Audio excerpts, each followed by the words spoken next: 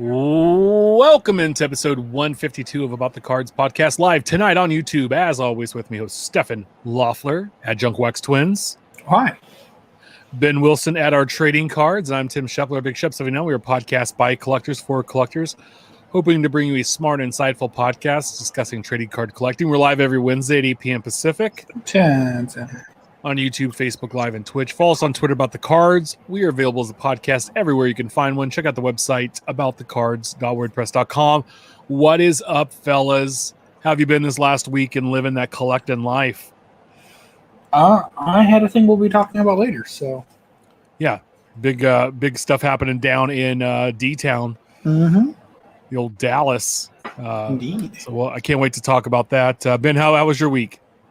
That's pretty cool, man. Last night I snaked a Jimmy Fox Diamond King Nice. out of 25. Fancy. That's awesome. I picked up one of my favorite pickups this week was the Topps Now Road to Opening Day. I got the raw. I had to buy the Rocky set because no one was selling a Hampson individually last week. But this week I found somebody had a red parallel 7 out of 10 for sale. So made an offer. He accepted, and it came today, and it's in great shape. So I'm really excited to. Not something I would, parallels that low. Not to me. Not usually huge, but the price was right, and I was like, you know what, that's a nice little ad. Probably not going to see it again. So I got, speaking of things you don't normally collect, with Ruth in hand, I've kind of sort of gone back and forth on wanting to do the all-time home run record in bad relics or jersey relics or whatnots. I've been fortunate to pick up several on my own just from box breaks and the occasional $5-10 box, like Vlad Guerrero's or whatnots. But for a bid of $52.10, which should give you an idea of what place they're at, I picked up this Bat Jersey relic, numbered to 50. Sweet. Oh, very nice. Yeah, we need to have a show where you display all like who you have in that list and where it stands. And well, so funny you mentioned that. We are, well, at least my account is currently doing a run through on Instagram. I might briefly bring it to Twitter. One a day. I've got all of the pictures taken already for that collection. So okay. And then the show account, funny you mention it, on Instagram, which we'll link in chat here in a bit, is currently being resurrected and is posting some things that Ben gets in the mail, or Shep as he's sorting, or stuff that I picked up at a show, or a little bit of our pre-show prep. Who knows? We'll be sharing there. So yeah, no, definitely. We're gonna try to put out a little more content. I like Steph and Ange helping us out with that, and I have some stuff as I'm doing the show. Like sounds like we're really set this time for June 12th here in Sacramento at the Rancho Cordova Elks Lodge. I'm very excited. The tables are bigger because I'm getting 2 8-foot tables because I think the other place is only 6. So I'm excited. Got a ton of stuff ready to rock and roll. But is 7 5,000 count boxes of just baseball stars and players? Is that too much baseball? No. You know what? I got a beef with you before we get into this whole show thing, and I'm talking to you, Timothy. You tweet out the other day, this whole thing about, are these guys stars or should they just go into like a generic Atlanta Braves pile? And do you put the Chipper Jones by himself or you stick him in there? What about Glavine and Smoltz and Maddox? The Junk Wax era guys who, okay. But one of the names on that list was Mark David McGuire. And I'm like, why are those not already in my collection? Most of these I've had at shows and you just haven't purchased them. So I don't know. I purchased them with my best friendship. Okay. That costs more. I saw that name on there and I was like legitimately heartbroken. I was like, I want to have a conversation. We have time tonight about some of the people I cut out of the stars list today and folded them into their teams, and just want to see what you guys, what your thoughts are. on that. So let's get into it. Last week's the releases, the week that was. Topps Living Week 167. We had one of the best cards we've had in a while. Card 415, Will the Thrill Clark, first baseman, San Francisco Giants, sold a handful over 2,400. And then card 416, Mr. No, Carlos Rodon, pitcher, Chicago White Sox, sold a 19 and 27. Not too bad. You know what's funny is he was the third pick in that looks to be an awful 2014 MLB draft. He was the third overall pick, and big things were expected from him. Hit that, but did get a no. So, wasn't he drafted by the crosstown rivals, the Cubs? No, that was Dylan Cease. No. Yeah, I thought that was a Rodon that got drafted by the Cubs. I don't know. No, I could be crossing my signals. It's okay. Yeah. Well, no, because they took Schwarber, I think 4 or 5 that year. Well, it didn't have to be that year. Somewhere in there. That prospecting era. There's another dude I think that has the last name Rondon, doesn't he? There's like a Rondon that's very similar. Hector, maybe? I don't know. Yeah, Hector Rondon, maybe. Yeah, that sounds right. Yeah, I think that's the cubby you might be thinking of. Yeah, I bought 4 or 5 Will Clarks. Bean, Ken here said he bought 20. Is it 20? I want to know how many Andrew from Bayside bought. I think he only bought 5, he said, but you didn't buy 22? That's disappointing. He got an artist proof. Oh, nice.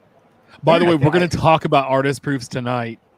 And Alek Manoah, Ken's guy for the Blue Jays, is debuting tomorrow. Congratulations. That's awesome. A West Virginia guy debuting for the Blue Jays. So look for him in a 2021 update. Maybe. Probably. We also had 2021 Panini Contenders basketball and 2021 Upper Deck Trilogy hockey. Hot off the presses this week's new releases. Topps Living Week 168. Card 417, Taylor Trammell, rookie outfielder, Seattle Mariners. And card 418, Yu Darvish, pitcher, San Diego Padres. Now, I thought it was Trammell for a long time, but I've heard a lot of people say he pronounces it Trammell, which is fine. But this guy's been a top prospect for a while.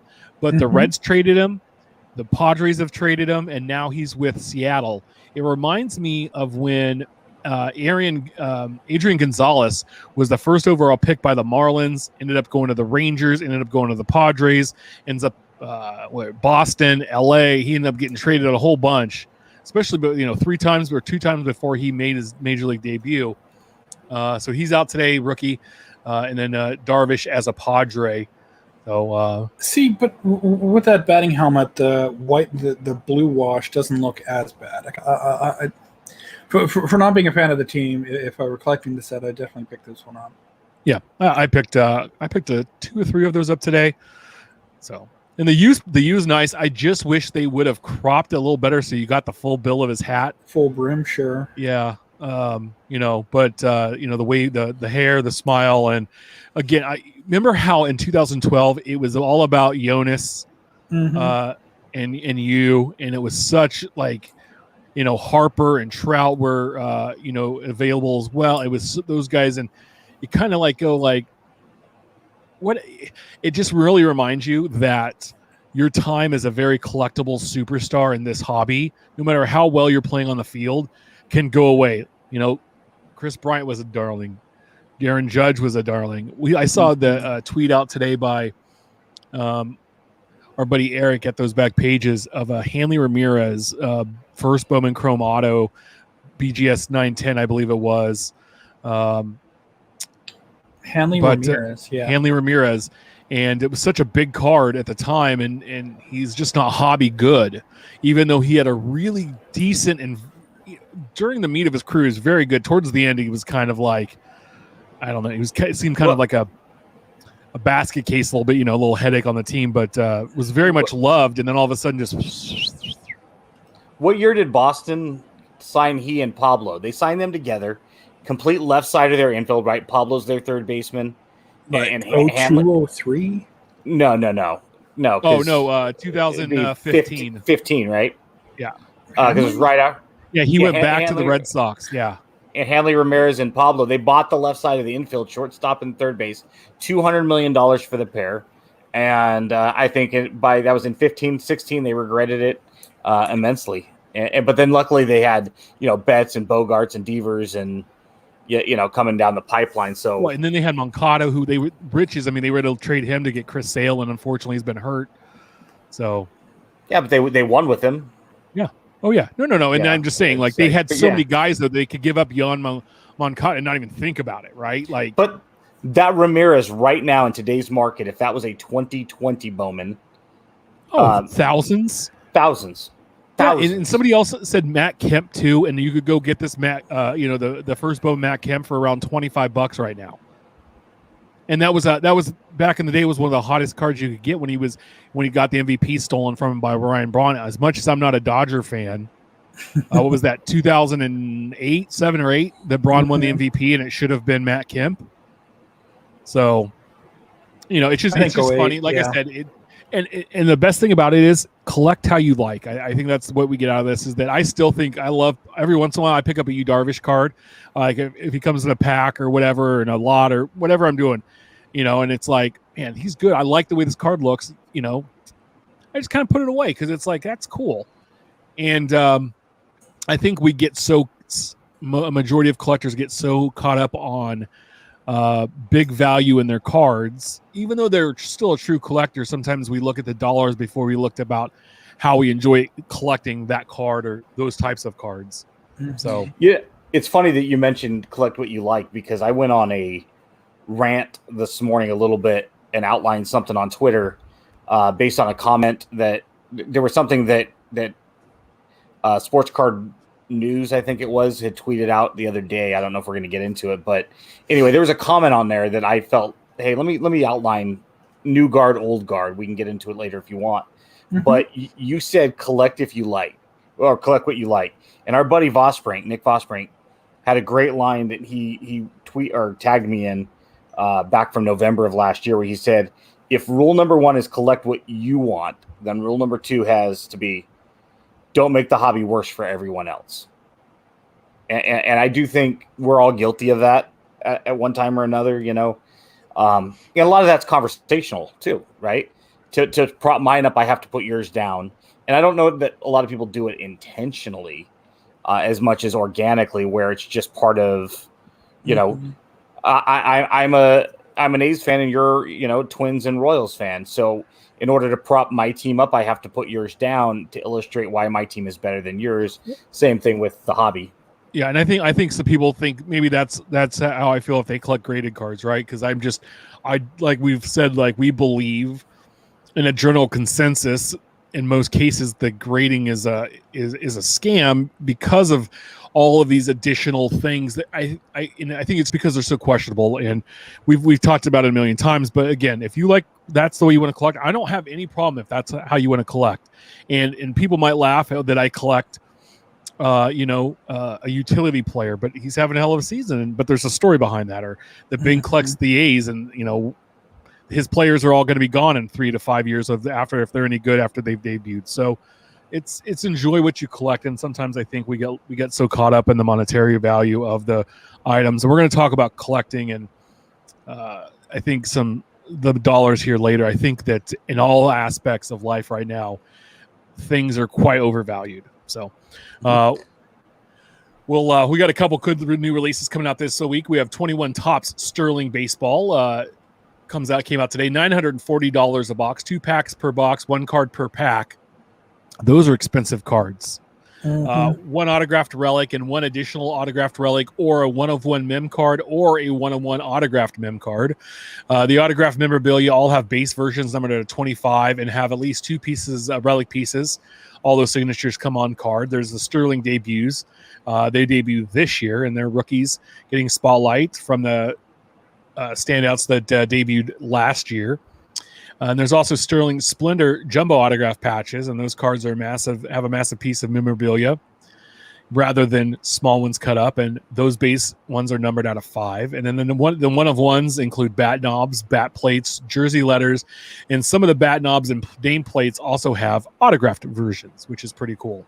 Now, this is they came out 10 years. Yeah, I was going to say that. Yeah, it came back last year, and it had been after 10 years, and there's Bowman Sterling, but do the math. 2 divided into $940 is $470 a card. say you get Trevor Story and Burt Reynolds. Yeah. Or Debbie Reynolds.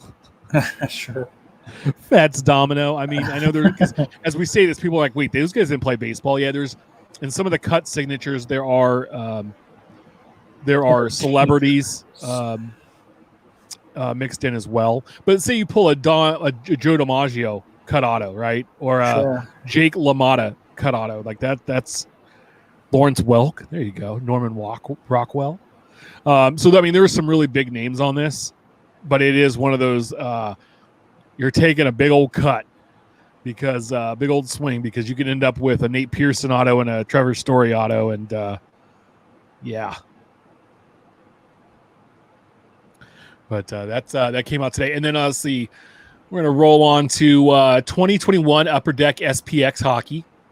That dropped today, $200 a box, 1 pack per box, 4 cards per pack. You're going to get 1 or 2 to 3 autograph or mem cards in there. It's a 100-card base set. All the base cards are numbered out of $299. The rookie auto jerseys are numbered to 375 or 165, depending on the player. There's autographs from veterans and retired players, and those are found in superscripts. There's some cool shadow box inserts that are layered cards. They come combined with foil, acetate, with a design from past years. Extravagant materials and numbered premium materials. Parallels are also available. And then there's double X duos, and those are numbered out of 99 or less, and they have oversized swatches from 2 players. The product also incorporates the UD Black line into the checklist. It's been a standalone product for many years and in very different in other sports, but they have Obsidian rookies, lustrous rookie signatures, lustrous rookie patch auto clarity variations, which are white, and then the Pride of a Nation, which they have the flag of the player's homeland, which I thought was pretty cool. Nice. Yeah, some sharp-looking cards. Again, you're looking at about a $50 price point per card, but some pretty nice. Sorry. Nice. You all right there, Steph? Sorry, Wild just scored. Oh, nice. Are they actually in the playoffs? Yeah, game 6. They finally decided to show up. How are the Timberwolves doing this year, huh? I don't acknowledge the Timberwolves. You know what's the best part about this is the Timberwolves are going to give their lottery pick to the Warriors. So, yeah, who are going to give it to the Clippers in a sign-in trade to get Kawhi in the offseason. There you go. Dude, by the way, real quick, we're going to talk about sports real quick. The Clippers signing Paul George and Kawhi Leonard and what they gave up to get – they just signed Kawhi, but what they gave up to get Paul George is going to crush that franchise for at least a decade. And I thought that the day it happened. I said, hey, you know what? You're throwing it all in, but those 2 guys alone can't make that team go and win. And they're getting rolled right now by, was it Memphis? So, yeah. We have 2021 Panini Court Kings basketball dropping as well. $375 a box, 1 pack per box, 10 cards per pack. You're getting an autograph, a mem card, 2 inserts, parallel, 1 rookie, and 4 additional base cards. It's a 199 card base set. The rookies come with 4 different styles and levels of rarity. They're not parallels, but they're entirely different cards. Each player comes on 4 different designs and has 4 different card numbers.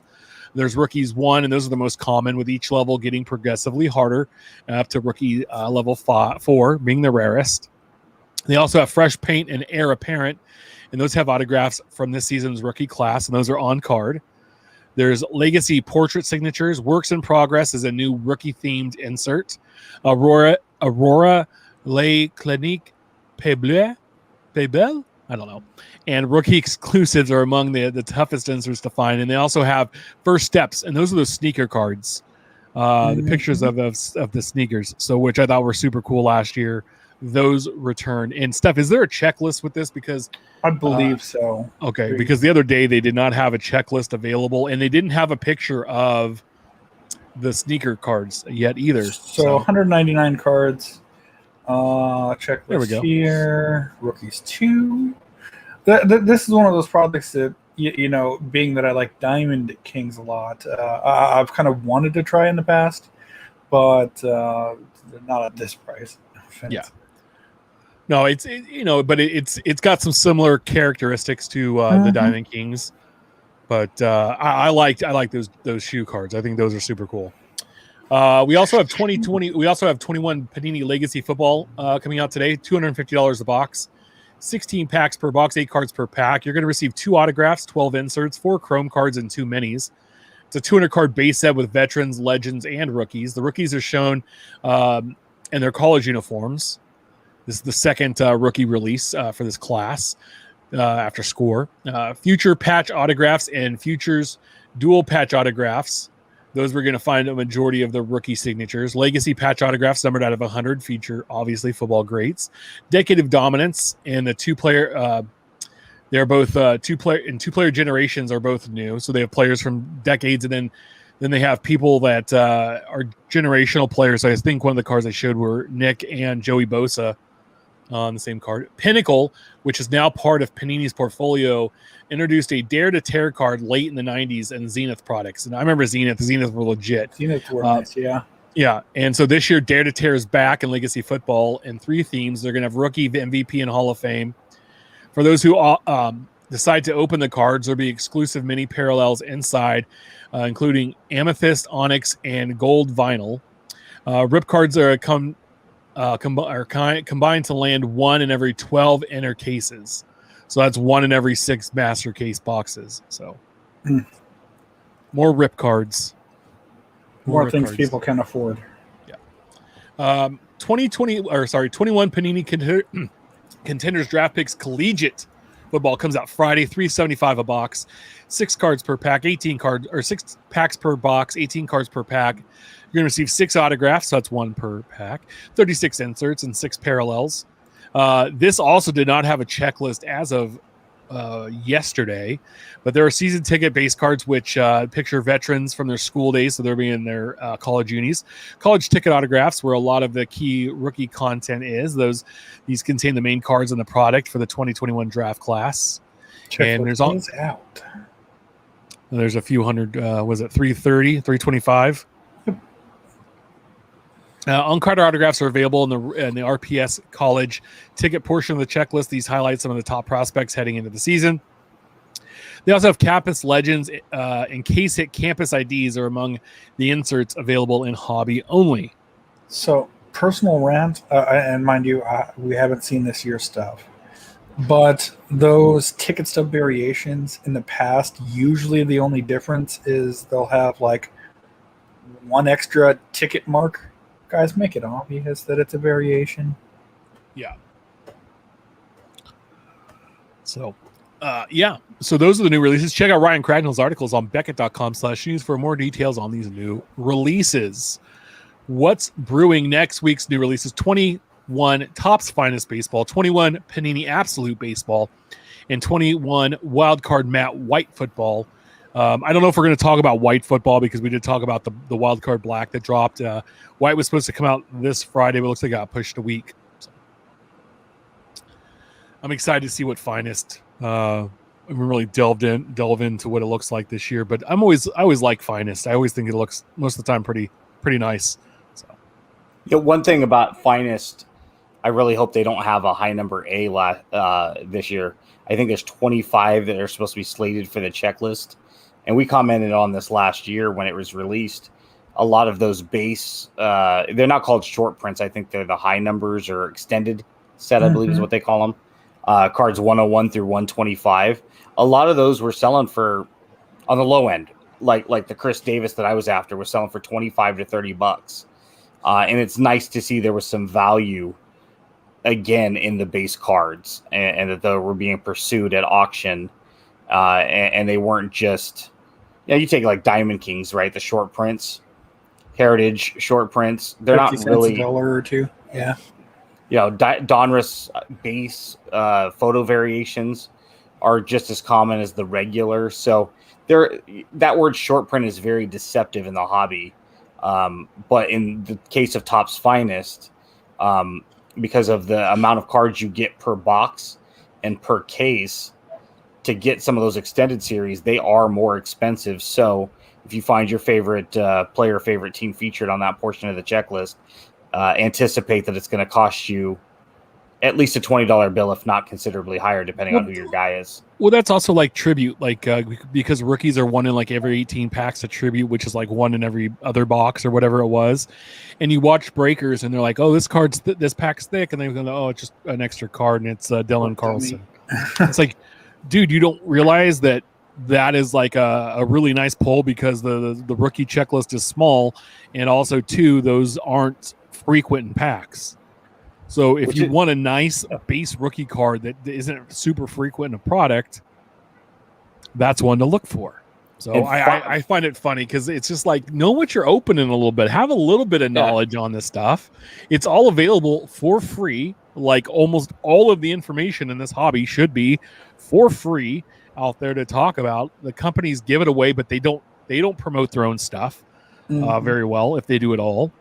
And they rely on others to put it out there, and we like to talk about it, and so. Finest needs more hobby love. It's a good thick stock, not like super thick, not like it's shiny too. It's shiny. It's got that chromium look and feel to it, if that's your thing. The colored parallels are really sharp, especially if you're lucky enough to get a team colored parallel. I mean, and I think last year, Tim, I think you had said it, that was completely undervalued 3-4 months after the fact, where you could get it very inexpensively compared to other similar products in baseball. So it's definitely one to keep an eye on, and if there's something in there that fits in your PC, should be a nice added piece to your collection. Yeah. So you're going to get real quick. I just wanted to pull up. You talk about the price. Well, per blowout cards, you're going to get 12 packs per box, 5 cards per pack. So what's that? 60 cards, right? You're going to get two autographs, but it's $250, $246 right now on blowout. It's a little less on other sites, but it's around the $220 to $250 across the board. As I just did a real quick Google search, and this day and age, that's not that. $5 a card. That's not that bad of a break. But also too, the secondary stuff is you go to Sportlots or eBay, and the people that open cases of this, and they're going to resell those base for $1 or $2 to make up some money. If you want to build a fun team set, you're going to have just a couple players per team because it's only 100 card base set, and then you're extended. But I could get a Royals Finest set every year and a Giants Finest set every year. And spend a couple bucks, and it looks sharp. It reminds me, because when I was a kid, Finest was the end all be all. It was the biggest and best set you could find. So, at least for me, on a personal note, one, I love Finest. To the previous topic, with Panini and Diamond Kings, the short prints, quote unquote. I always call those shorter prints in their case because they're just less produced. Also, I have the final insert coming in for this year's master set. So congratulations, brother. Good job. Well, I mean, outside of the super rare one a case cards, it's the base. Yeah, then you don't have the master set. No, those don't count. Those don't count. This is like the 17th time on this show. Those don't count. I'm not collecting all 20 Aurora cards. I'm not collecting all 20 blank slates at $50. Then it's not the master set. It is. It can be the master base set, but it's not the master overall. Master Bates. But just real quick on Finest, if we were to do, and maybe this is something we should do, if we were to take a look at all of just say the baseball only sets through the 2021 year, the first part of 2022, and rank them. Let's say there's 50 sets, not including the Living and the Project 70 and the Topps Now stuff, but just actual release sets. I know that all of us will probably have Stadium Club towards the top. I know Steph will have, Diamond Kings and Ginter really high. I'd have Gypsy Queen high. I would think that our list probably, it'd be hard to keep Topps Finest out of a top 10. Maybe it's 8, 9, 10. Out of a top 5, list. I think. I think out of a top 5. It's one of those ones I think almost like if you compare it to the NFL draft where you have these guys that start creeping up after the combine. Oh, this guy was a second round pick and he's going to slide into the late first. And next thing you know, he's a 16th overall pick. Not for everybody. Maybe it's I think Topps Finest is completely underrated as far as an overall set. Mm-hmm. I just think that they need to go back to the old school configuration because last year when they did the Finest flashbacks box, and they went back to the 93 design, and they had the packs and everything in the single box versus doing the 2 mini boxes. I think they need to go back to the regular box format for it. I mean, it's a small thing, but I think that'd be better. But that's just me. Let's hop into it. Infield chatter, hobby talk section, part of the show. A complete set at Hoosiers Cards Ones tweets out. So this just walked into the shop. Now my eyes were blown, and he put the big eyes emoji here. It's a complete set of 1952 tops. Holy smokes. Right off the bat, you see Jackie and Mickey, right? One card's there, right there. You know, in binders. Yeah. In a binder. I love that. Gorgeous. Not my favorite set of all time, but to know that's a complete set is mind-boggling. So at the show, we saw one seller that had a 52 minus the mantle, a complete 53, a complete 54, and a complete 55, 56 set. And that was amazing enough, wanting, 5 digits each. But to just see that come out of the blue and show up, I guess, with 1991 Upper Deck Jordan. Well, that's worth more. Yeah, that's pretty sweet. That's what you want. Yeah, somebody had commented on one of the posts to this on Twitter and said, if you scroll through it, somebody's like, did you buy it? And I think the LCS said that they were going to help coordinate a PSA submission. But somebody's like, oh my God, they're in a binder, that mantle. And it's like, yeah, okay, we all know how expensive that card is in any condition.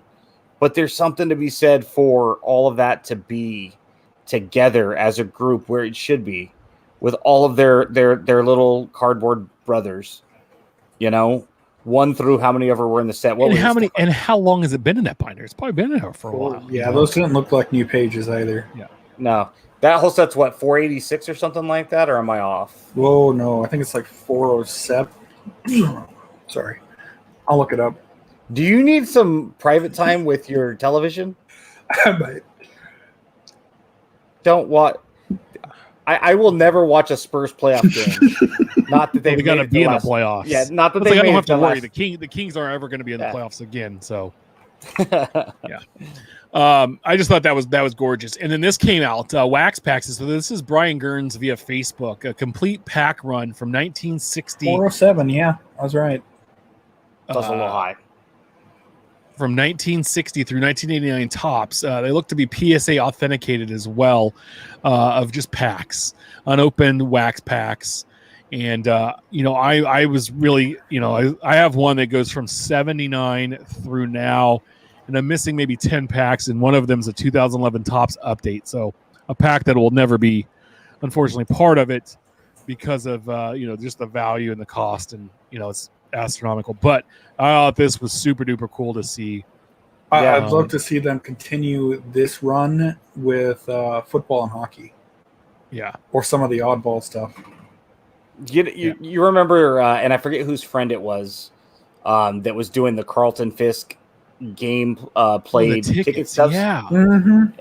And missing like 20, I think. Yeah, every game that Carlton had ever played in. It's one of those things, much like this, when I saw this on Facebook, I was like, this is not something I would ever think of doing myself. This does nothing for me as a collector, personally, in my home. But as a fellow collector, I look at it and go, damn, that is cool. To put that together and be able to complete that, much like the Carlton Fisk ticket stuff.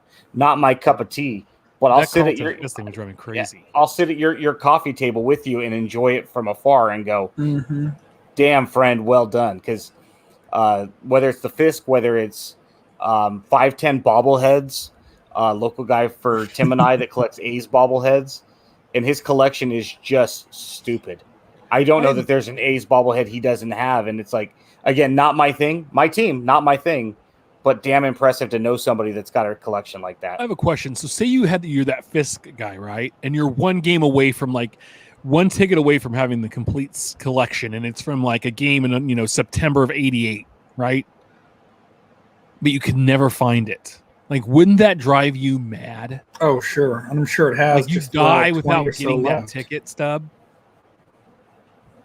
It's not even something where, you know, I've got a complete set. Now, Steph would say I don't because they're not all the same back of the T206As minus the plank, right? But there are reprints I can put there. There are other series that were released in 1909, the caramel stuff that is close enough. But on a ticket stub, Is it you got this hole in your collection, just one. Yeah. You know, he pinch hit in September. You know, he pinch hit for Ron Karkovice, you know, in the 8th inning. You know, and now you have to have that ticket stub, and you can't find one. What do you put in that hole? You can't even find something outside of manufacturing one yourself as a placeholder until you find the authentic one. Yeah, no, it's just crazy, right? Now this is something out of the 1990s right here, digitized as so Shy Card Collector on Twitter. So my Topps Road opening day set came in, and the rookie card logo on the Joe Adele looks a little and it totally reminds me of the Mike Aviles for the Royals rookie cup card, where it had a white background. But the rookie card, first of all, looks like it's photoshopped on. They didn't do a transparent background, and the rookie card the logo is so digitized. Right. It looks like it's been copied like 80 times over from your computer in 1995. Yeah. What in the Nintendo 8-bit crap is this? 16-bit for the Super Nintendo. But this looks like the crap you saw on Ken Griffey Junior Baseball for Super Nintendo, which is one of the greatest baseball games of all time. I mean, literally, I'm not a Photoshop guy. This looks like something I would do and try to pass this off like, close enough. It'll work. You saw Spaceballs, right? When they think that they catch them, and then they turn around and it's the stunt doubles. You know, and I've always referenced that as that's the Spaceballs version. This is the Spaceballs version of the rookie card logo. Wasn't Steven Tolinski one of the Spaceballs doubles, though? I think he was. You might got me there. That's a great game. Yeah, no, it's my buddy. That's a fun game. It's almost like somebody told the Topps artist, "Hey, go draw the Rookie Cup logo by memory." Yeah, it looks like you did this in Paint or Mario Brother. Mario Paint. Mario Paint. Yeah. It's just terrible. I thought I know Ben's all nerded out about this. Funko, Panini America tweeted out today, and Panini America and Original Funko to introduce new Funko Pop trading card collectible. They announced a new Pop product line, Funko Pop trading card that will extend across multiple sports later this year. The initial series will feature 6 NBA players and 6 NFL players, and it will hit shelves in the time for the holiday shopping season. So the idea behind this being that they're going to take the probably the most famous, like say Luka's Prism rookie card, and then replace Luka in the photo with a Pop figure trying to do the same pose. I kind of like the idea. I want to see it in application. Yeah, something different. I love anything that's innovative. And not blockchain crap and not NFT innovation. Oh, but hey, by the way, how's everybody's coupon going with NBA Top Shot? I saw that coupon come up on Facebook, and I'm like, it reminded me of Sopranos when Tony is talking to oh God, the guy that owns the restaurant, and he's like, Toofus, I might as well just close it up and let the bank take it. I get these cheap bastards coming in looking for Toofus. You know, it's like when you have to go that discount, like 50, buy one, get one. Like it's like My Pillow guy was on all the infomercials, and now you can go to the Walmart and buy them 2 for $20. Mm-hmm. I remember buying a car years ago, and I called up Honda, and I wanted to see what kind of deals they had. Right? I'm like, you guys offering any? You know, and they're like, sir, we're Honda. We don't have to go on sale because we're just Honda. That good. And sir, I'm like, Whataburger. Yeah, sir, this is a Wendy's. And I'm like, well played, Honda. And it's like NBA Top Shot, 50% off right now on the marketplace. It's like, are you that desperate? By the way, has anybody gotten all their money back yet from that? Probably not. I mean, I've heard several people saying that they've got their cash outs that took a while. However, that's nowhere near the amount of people that had claiming to have all of this extra money in the program.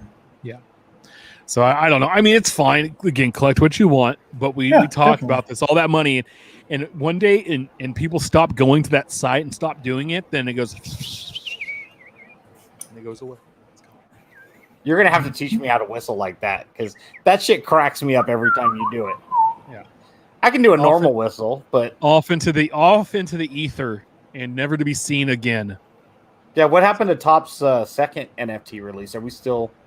Oh yeah, I totally forgot they had Topps NFT packs. It's like all of a sudden, Topps announces we're going public. We're doing NFTs, and like a week later, the entire dude, I totally forgot about that. the They had so entire much other hobby- stuff going on. hobby crashes a You know, week I didn't after they even go look, yeah. public. What happened to E-Tops? Oh yeah, but Topps bunt, you know. Topps Town. The old switcheroo was pulled. Our buddy over Wax Pack Museum tweeted this out. And I love when he sends stuff out, because it's always really nice, because it's always some shyster doing stuff. This LeBron RPA 4 out of 75 has a different patch than it used to. It's currently available for sale via, shockingly, PWCC Marketplace. I can't even say the name right. I don't want to give it credit. It's also a Beckett graded slab. He says, always remember to look closely, but buy wisely. So before, it was a plain navy blue swatch. Autograph. 75, 25, Yep. 75. And then you look over, and now it's the Cavs logo with the red C, the red background with the white C, and then you get a little piece of the jersey going on. But again, it's the same card with the same number, with a whole, like a patch, instead of it just being a jersey swatch. Now you have a patch. Nicer edges too. Yeah, you have 3 colors. So let me ask this, and I know it's not. This is more rhetorical. Okay, the one on the left is the Panini release, right? The one with the generic color only patch, right? Yeah. So somebody, It's Upper Deck, but yeah. oh, pardon me, I say Panini. I'm at Upper Deck. So somebody releases it with the updated patch, right? They fraudulently recreate this card. How much monetary worth does this increase, right? I mean, if the first one's $1,000 card, now all of a sudden with this better patch, it's a $2,000 card. I mean, what do we think that this all of a sudden sells for with the better patch now? The listing was ended by the seller because there was an error in the listing. And the listing was $350,000. It's not a 1-of-1. It's a LeBron, but see, it adds money, it adds value because of the patch being on there versus just a jersey swatch. I think that's where you're going to get you're probably going to get a time and a half value based on that. See, that's kind of where I was thinking. And Maybe, granted, maybe two.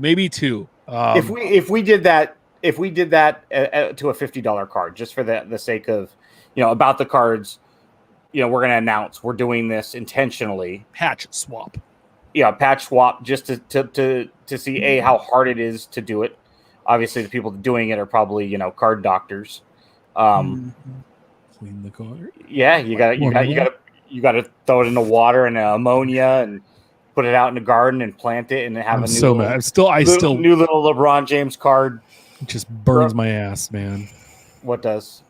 The fact that got airtime on something we were involved with. Well, that's because that sniffing dude, that shady dude. But anyhow, I'm just curious. I mean, if you doctored a card with the intent to fraud, it has manipulate that, not been relisted.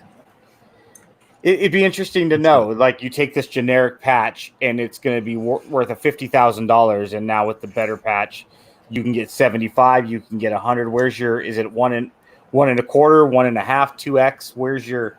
Just kind of curious, because it has to be worth that person's time to destroy a card that has resale value. Significant resale value. Imagine this dual relic A-Rod card had a button in on it.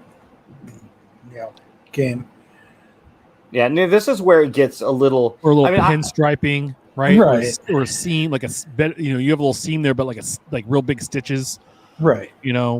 I can't tell you how many A's relics I have that are just generic white, if I wanted to pull one out and put something in their cooler for my private collection. But then the problem is I die and Heather goes to sell it and nobody knows that I manipulated that card. And all of a sudden, that's where card doctoring all of a sudden, even if it's for your own personal collection, starts to get questionable. Misery at T and Tops tweets out, is anyone going to put the Don Sutton out of his misery? The AP, which is the artist proof, is still available after 48 hours, and I'm not sure it will sell out. So you don't know, with the Project 70, all the cards have artist proofs, and I think they're numbered out of what, 199? I believe so. And so they have a different frame, and they have a frame, and they're all fancy and stuff, and they're like they're a couple $100, right? And so and it wasn't selling out. No one wanted to buy. There wasn't 199 people that wanted to spend the money to buy a Don Sutton artist proof card, which I think is hilarious. And so I loved some of the comments. And Jaylino1 tweet said it's Topps fatigue. I think they're rolling out too much. Project 70, the SI, Living, Shore, Topps Living, the Shore Bowman series, GWG, tossing a few football releases from other brands, and there's just so much collectors can't afford. And it's just like there's Topps has shoved so much down the pipeline as far as all the stuff available on their website. They're not that. Wrong. And it's daily or weekly releases, right? And you also have the wrestling living, you have the soccer living, you have the baseball living. You have all of these projects and stuff they're doing, which is fine, but there's just so much of it coming out that they're like, we've seen the print runs below 1,000 on Project 70, which is great because I think these artist proofs not selling out. I think the print runs on the wrestling living were like under 1,000 this week on like last week's cards, which is it's crazy. You're selling 800 cards, but is this guy is this Twitter person? I don't, boy, man, or woman. Are they wrong in saying that it's Topps fatigue? They're fatiguing the baseball collector. How many times have we said this exact same thing here on the show? All the time, right? Hobby fatigue. And right now what's happening, if you were alive, and we weren't, but the late 60s when the Beatles were at the height of their popularity and the crap that they just shat out, it's like, we're the Beatles and you're going to buy our album because we're the Beatles. And we don't have to put any effort. We're on drugs and we're just, we're McCartney and Lennon. We put our name on it, you're buying it. And that's what's happening right now with Topps. It's like they're putting out so much crap. And most of it's, that online stuff is unannounced. The Sapphire releases and, Blake Jameson's, who we love Blake, but, it comes on our lap out of nowhere. And then Keith Shore gets one, and Ben Baller last year with the Chrome. And who's next? Which Project 2020/70 artist Don C is the next to get there? Would so surprise real me. quick, the AP's cardboard icons, and Steph showed it here. They're numbered out of 51, and they're 170 each. And Ken has a good point. I would argue no one is making you collect it. I'm just saying, no one's making us collect it, but they're just putting so much quantity out in the market that people have said, hey, I'm not spending 170 on that Don Sutton. I might be the biggest Dodger collector in the world. Yeah. And I might have all the other artist proofs. Or this might be my first one, but do I really want to spend 170 on a Don? Hey, Don Sutton was a Hall of Famer. He just passed away. He was a good Dodger. He was a good player. I think he got in the Hall of Fame just because he played for so long. And he's one of those, I accrued the stats to get in the Hall of Fame, i.e., what's his name? Nolan Ryan? No. Well, yeah, but Harold Baines, right? It's just like, I know. So, when I started collecting the way I chose to collect back in 2012, I was a unicorn in the sense that there weren't a lot of people that I knew that were collecting like me. So niche and specific. And I've seen so many more people start collecting this way out of almost necessity. It's just like, I can't collect it all. Like Ken said, back in the late 80s, we could. We cannot now. We have to redefine what we want to collect and refocus our collection. And I just want to collect A's. Just base A's. First and foremost, all the base and the inserts. but they put out so much of it to the point where it gets so overwhelming, even with a database, an Excel spreadsheet, whatever you want to call it. It's not a database. It is a database. It's not a database. I invest my time. Don't. No, I get what you're saying, and I want to Rich I'm glad Rich is live with us tonight. Rich Frank. He always has he's always the one I know get the little notifications. We have comments on the videos. Mm-hmm. I'm glad he's hanging out with us today. Man, my outlook sounds bad. Please give me something good to talk about.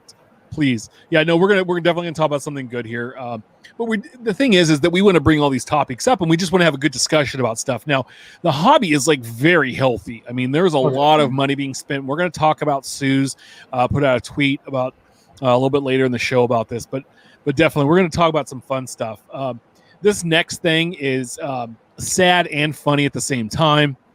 I like to call it wilding, Walmart wilding. Now, Steph, I hope you can share the video. Should be able to.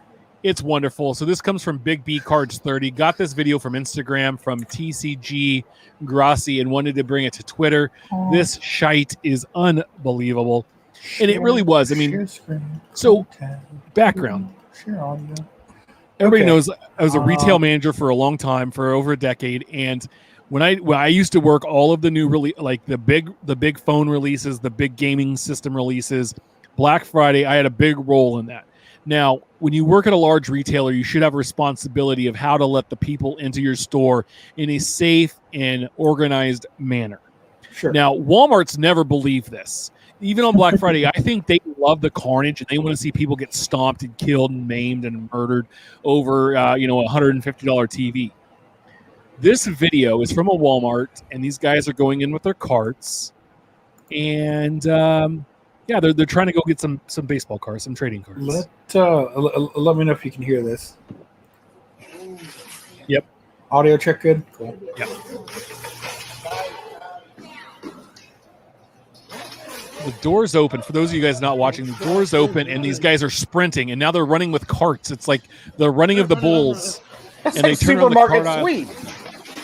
and they're just slamming carts into everybody and diving and grabbing boxes and throwing whatever they can into their carts. I mean, it's there's deplorable, but there's like 10 or 12 people in this melee of dudes just slamming into each other.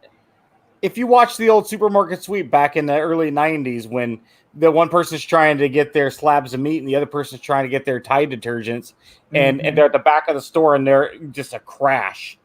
And yeah. What was the one with like the Chariots of Fire one where it was like, this needs music set to it. I don't know what kind of music. Titanic. Who Let the Dogs Out? Yeah, Titanic. Yeah. It's just it looks makes everybody in this hobby look terrible. What was the one by Beck? I'm a loser, baby. Right. Yeah. So it's completely deplorable watching these guys do it, but at least I'll give this guy a little bit of credit. At least he's not jamming the cart into the other people, trying to position and jockey for more space. Yeah, but he's wearing socks and sandals, so yes, that's very much so. I'm not doing that. living that flip life. And then these guys coming in last minute, just shoving their way in. No, soup I for guess you. I'm getting magic this week. Holy shit. The guy right there that you'd outlined, he was throwing stuff in his cart. He had no idea. Oh no, he's just grabbing whatever. He probably has got smart water in there and some bubble gum.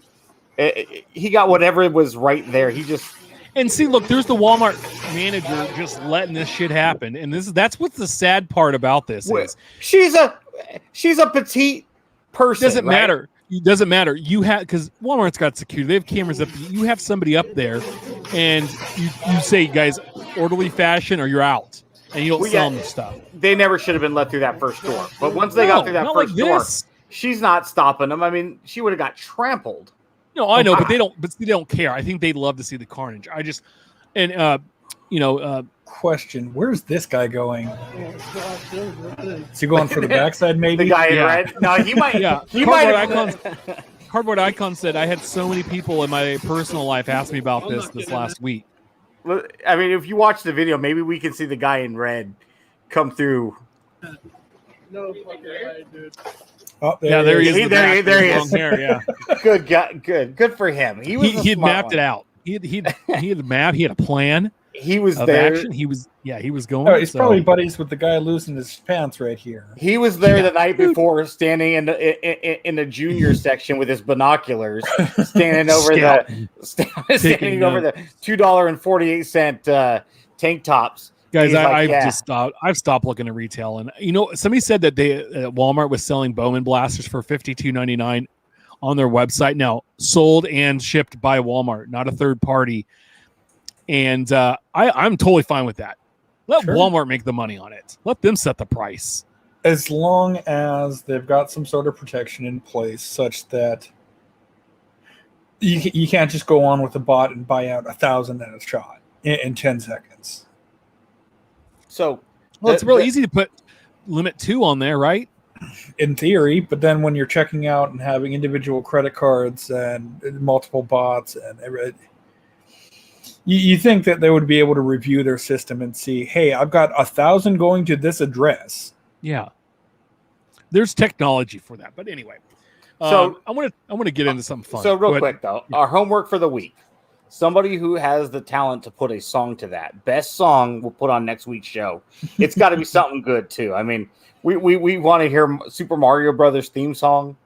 You want to do the Titanic song? Because that needs music. That doesn't need those guys yelling and screaming in their tighty whities. Not even Super Mario theme song. You got to get the like star power sound effect. The invincibility effect. Those pack perverts be fast. Yep. Good times, man. That's what this hobby's. The old guard making fun of the new guard. Yep. So the Dallas Card Show show happened this weekend, It did. and from what I hear, it was what started on Thursday and ran through Sunday. Steph, Yeah, Thursday through And- Sunday. I saw a few different videos so far from it, and looked pretty promising. And it sounds like the National could be happening in Chicago in late July, as things are opening up there. So hopefully that will happen. And from what I hear is if Dallas is any indication, Chicago will be insane this year. So Right, and I mean they've kind of been using this, and there's a show a couple weeks just prior to the National they're using as gauges to safely run the show. Speaking of someone who was there Saturday and should have been there Sunday, yeah, it was really packed. It almost had the National feel to it. It maybe I mean there was less people because there were slightly less tables, less corporate in attendance, but as far as like space to person ratio, yeah, it definitely felt like a show at one of the Nationals previous yeah. years. So how was this show compared to the previous Dallas show? Was that a couple months back? I would say it's almost a little bit more packed. We went earlier this year, February, January, somewhere in there. Much more big money dealers, less so dime box, quarter box, dollar box. So it was a lot more. Nice. Was it graded and sealed product and? A lot of sealed product, a lot of graded slab, this, that, the other. But I mean, there were also deals to be found. We found one dealer that, as it turns out, it's one of Uncle Rich's more prominent donatees to his office space. But he had some Hall of Fame cards, $5-10 a piece. Relatively priced, in with the latest newest prospect. I mean, he even had Prism rookie stuff, but then one next section over, he had this for $30. So you paid 28 too much. Something like that. But when you can find that in a vendor's for a moderate price. Yeah. Or this for $5, and then having him chuckle once we had to explain who R.L. Stein was, I picked one of those And up for our about ex- $7. and then our explanation was that he's like Stephen King for preteens or tweens. Figured that was pretty apropos. Yeah, and Ken said there were almost no boxes to dig through at all. And yeah, no, that's not wrong. so that's what I'm hoping to be like. So there we go. Oh, a little Rod Carew. $10 Rod Carew. Nice. $3 Louis Arise. Recently to the IL. Yeah, my whole thing with setup of the show is to have these quarter boxes to hop through, because I think a lot of people are going to be boxes and slabs and stuff, and so I'm trying to do the best there, just so it's a little diversity. And this is the first time this guy is hosting or putting a show together, so it'll be interesting to see. But there was a big trade that went down at the Dallas Card Show. That's what I heard. Yeah, so David Grizzy TV tweeted out, "What a terrible trade! People trade just to make a deal, go off emotions. 2 great Mike Trout cards in cash for Justin Herbert, over $100K deal. The sports card industry is insane right now." So what it was a Mike Trout BGS 910 Bowman, 2009 Bowman draft chrome auto, and a BGS 10 2011 Topps update Mike Trout, and $70,000 cash. Is I think what they said in the video. Yeah, Correct. well, let's just watch the video here. For a Justin Herbert BGS 910 Contenders Super Bowl ticket auto, which is a 1 of 1. So you get a pile of cash and 2 of the most exclusive Mike Trout cards. Audio. A little low. Herbert, some money, a little bit of everything here. Cash and Trout for Herbie. Cash and Trout for Herbert. We will see the winner of this deal in a few months. So it looks like 24,000, and I think it was 8,750. That's right. Basically, a $100,000 trade. Essentially. Right, 30,000 for the cards, and I think he said he was tossing in 70. All right. For Justin Herbert, who's played 1 season in the NFL, and it was a good season, but 1 season. For Mike Trout, who is the Mickey Mantle of the last, since Mickey Mantle retired. I mean, it goes Mickey Mantle and then Mike Trout in this hobby and in baseball, right? There's nobody between those two guys. Griffey would be the only person. Griffey pre-injury. But again, But yeah, that's, you have to factor that in. His cards aren't selling like this. Sure. So it's I think it's insane. I think it's hilarious. I mean, I would take the Trout and the money. I would have taken the Herbert. yeah. I would have taken the money just for the Herbert. Like, thanks, bro. Right. Now I heard, and I wasn't able to confirm this. I know a lot of people reached out after I had posted something on this, and basically said that he already had a deal in place, and it might have sold it for 120. In which case you can go back and buy your Trouts and pocket some money, but just the insanity. There were 5 new quarterbacks drafted last month, and we know that this hobby is what have you done for me lately, right? Mm-hmm. These new 5 guys are going to be the chase. Herbert was last year. Tua was last. Nobody cares about these guys anymore. I mean, relatively speaking, right? There's a precipitous drop off year over year, even with quarterbacks, unless they become great. But I mean, what about some of the other great quarterbacks that we've seen? I mean, if this guy becomes as good as, say, Donovan McNabb, who had a great Hall of Fame career, but nobody's putting McNabb in the same category as Brady or Manning or potentially Mahomes, Rodgers. Let's look at the Chargers. Phillip Rivers. Yeah. If Herbert, I mean, we've talked about this with the whole Joey Bart, Posey, comparison, and I'm sorry. Even if this is the market rate for these cards, I would take those 2 Trouts and that $70,000 and do anything else with that $70,000. I don't care if this is and the word Holy Grail or the term Holy Grail gets thrown around so much in this hobby. I understand that's a highly, highly sought after card.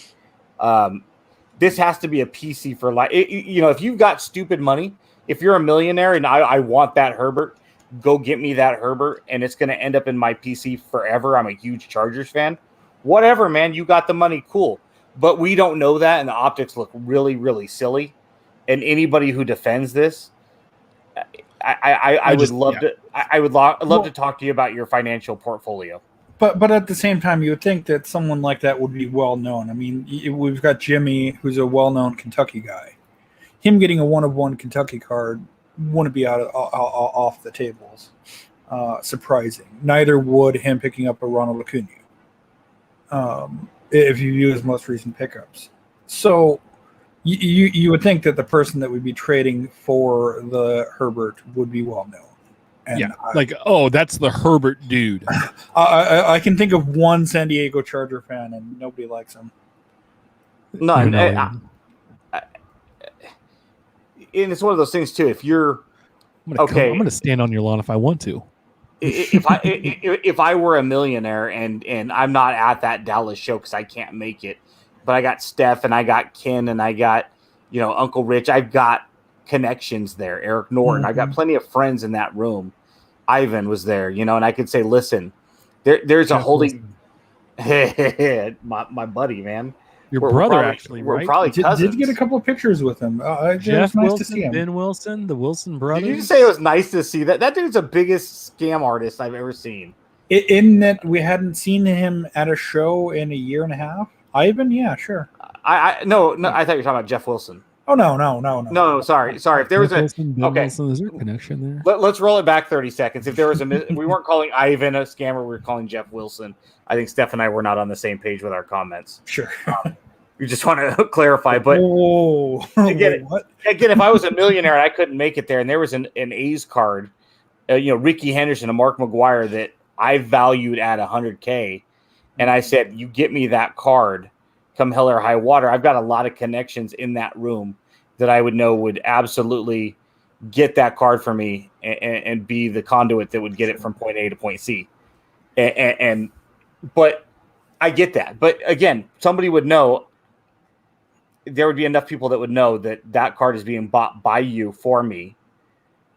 And as of right now, we don't, maybe this guy's not as known, but you're buying a card that big and you're going to, and again, did he have the 70 grand on him? I hope not. Let's hope not. Because that goes back to our packed point. as that show floor was, I hope not. I just think it's funny. I mean, big deals happen all the time, and that's fine. I just think it's not. It seems like an odd trade, right? I mean, I remember holding the Odell. What's up? I said, and to publicize it, no less. I mean, there was a friend of ours that we briefly talked to that picked up a low-numbered Ty Cobb bat barrel relic and a huge, much nicer than mine, Babe Ruth relic card. Spent probably 4 or 5 figures. But which would you rather have? Yeah, real quick. I think I'd go the old way. Brian says Jeff Wilson's a scammer. How? And it's not that he's a scammer. It's just some of the stuff that he talks about financially with cards and charging people for that information when there are literally hundreds of people in this hobby that are giving it out to you. Because it's free, it's all out there, and it's opinion based information. There's not any facts really to what he's putting out there, and So the reason he's a scammer, the reason I say he's a scammer, is he's scamming people out of their money in the same way anybody involved in a Ponzi scheme does. They have knowledge and information that they're keeping to themselves, and they're selling you on the lies, and he's smart enough to not get involved with people like me and other people that will call him out. He reached out to me, and I'm speaking to you, Brian, if you hadn't heard about this. He reached out to me and asked me to collaborate with him because he wanted to use my expertise and my education to validate his platform, his Discord group. And he's like, if we were to collaborate with your background in economics, he goes, we could make a lot of money. And I said, how so? And he goes, because we'd be able to sell anything we wanted in between this and that. And I'm just like, without going into all the details, it was like, you've got to be kidding me, dude. I said, I'm not going to be a part of this Ponzi. I'll give the information away for free. And so then when we were talking on Twitter, I'd ask him questions about economics, specifically economics, and he would always change the subject. He did not want to engage in anything. I even said, I reached out. He's got me blocked on Twitter, but I was joking with him yesterday saying, what's he up to these days? And he obviously probably won't see it, but I'd be happy to go toe-to-toe with him. 60 minutes. I had Brian Gray. I had a few other people that said they'd be more than happy to moderate it as a independent third party. He and I going toe-to-toe. He will not accept that challenge because he knows if you put somebody like me, and it doesn't have to be me, there are other economists, there are other financial gurus out there that are card-related that he will refuse to talk to because he's not smart enough to go toe-to-toe with us one-on-one. However, he is smart enough to avoid us, and he will do that every single time. And so this guy is selling people on lies. He's a pump and dump guy, and there's plenty of stuff about it, and that's not even getting into some of the other things that he said about businesses he's owned, and the fact that there's no verifiable way for us to take a look at that because there's no SEC filings. So you can like Jeff Wilson all you want. Maybe he's a great guy in person. You can shake his hand, take a picture with him, but the guy's a knucklehead, and he's bad for the hobby. And that's my 2 cents on it. Yeah, no, our buddy Ryan was down there, Sports Card News, and he tweets out Jeff doing a video or whatever. The picture, the look, he says the look on the dealer's face is pretty good, and I think that Ryan is on the same page we are with what he's providing out there in these videos, and it's just the look at this guy's face. Now, if you're you're listening, you're not watching, you have to check out this video. That guy's face looks like hour and 12-minute mark. He looks at him like, what in the hell? What, you know? He looks at him the way I would look at him if I was like, so you're the sports card investor. Let's talk about investing in sports card. And I guarantee you, if I went to Dallas, and I almost went to see Steph and Angela at the last show. Had I went to this one, I would have walked in there. Oh, I would have followed that boy around the whole time. He would have had to get the cops there for harassment. This dude keeps following me because I'd have been like, Jeff, let's talk. Explain to me investing. Well, and Ken pointed this out earlier. Look at how little space you have to pull up a chair and flip through, dealer cases in this situation. And real quick, I'm not as familiar with Card Ladder I'm not as most, Brian. Real quick, and I'm just taking a look at the site. This looks like it's just pulling data and providing data from recent sales and pops and things like that. So you can look up, and it's a site that looks like it's gathered the research for you, versus having some opinion-based things and other stuff that Jeff's put out there. And I'm going to tell you, I don't spend a lot of time on his channel, and if you enjoy his content, outstanding. I'm just saying, like, there's the stuff that I've seen has been, somewhat questionable. The whole thing is that when you're charging someone, say, hey, come listen to me talk to you, and I can tell you, like, there's how to take your money and invest in sports cards and become a millionaire just like me. It's just like those infomercials on the real estate people you see, like it reminds me of late night television and the sad and desperate that are up, that can't sleep, that are trying to make a quick buck, and they're trying to, for that get rich quick scheme stuff, the Amway stuff. Free cruise. That is what he reminds me of. So that's all I'm saying. I'm going to look in this Card Ladder stuff more intently so I can better speak on it, because I'm not, and I'm just browsing it real quickly here. But again, he has that late night infomercial feel about his presentation of stuff. And he wants to, like Ben said, he wants to talk to the uneducated in the hobby, not uneducated people, but the uneducated in the hobby, and also the easy to manipulate. The fool willing to part his money. The naive, yeah. The naive, yes. The green. Maybe we should say the green. The ones that are not. I got a lot of cards. I bought cards. I rip cards. I know things, but I don't know a lot of things. And I will give Jeff this. I'll give credit where it's due. He, like I said, he's smart enough to avoid other smart people that will call him out and will challenge what he says and does. And he's also very charming. He actually speaks well, although if you can dissect it and actually listen to it, he's really not saying What, and much somebody of anything. that doesn't want to be his questions and doesn't want to talk about why their point is or be challenged by someone as smart or smarter than them. I'm saying it's Just Well, that's it's why the you whole- guys have like, me okay, on the like show, Brian says, to have the people whole smarter than you. influencer thing, right? Like I find like those Instagram like influencers, like when they go, "Do you know who I am? Like I'm at this hotel, and I'm an Somebody Instagram clip this. influencer. You need to give me a discount." So Tim, if you got pulled over by a cop for speeding, you're not gonna pull up the YouTube on your phone and go, "Hey, do you know who I am? I have a podcast, I have a podcast. Yes, 152 episodes." yes. Well, Um, and so don't you know who I am? Like what someone Big put chef. it, although it came across misunderstood. Not everyone is for everyone's content type. Yeah. We may disagree with them, and they may call us three country yokels, but that's the niche of our show. Is There are some friends in this hobby, like good friends of mine, and sometimes the content they put out, I'll try to watch it, and I'm just like, I can't, I just can't, and I'll turn it off.